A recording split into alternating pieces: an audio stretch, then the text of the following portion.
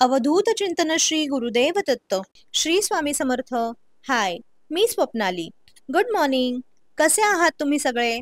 तुम्हाला काय वाटतं, आपण जेव्हा देवांना नैवेद्य दाखवतो तेव्हा जास्त समाधान देवांना मिळतं की आपल्याला? आज कितीतरी दिवसांनी बाहेर ऊन पडलंय आणि त्यात आज आमच्याकडे एक छोटा साप आला होता. त्यामुळे थोडी भीती आणि मन एकदम गोंधळलेलं होतं. अगदी तो साप निघून जाईपर्यंत जीवात जीव नव्हता. आजची सकाळ पण रोजच्या सारखीच झाली. कधी कधी जीवनातले छोटे क्षणच आपल्याला खूप काही शिकवतात.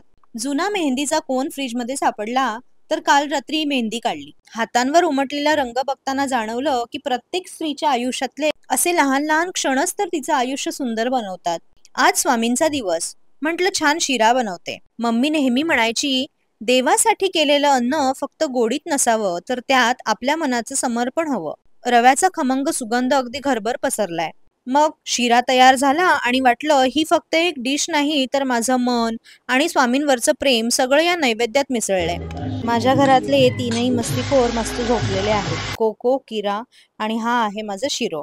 हे तिघं पण शांत असले की घर अगदी खायला उठतं. मग स्वामींना नैवेद्य अर्पण करून घेतला आणि मग स्वतःसाठी चहा बनवला. शिरा आणि चहा असा मस्त माझा ब्रेकफास्ट मी एन्जॉय केला आणि मग रोजच्या कामांना सुरुवात केली.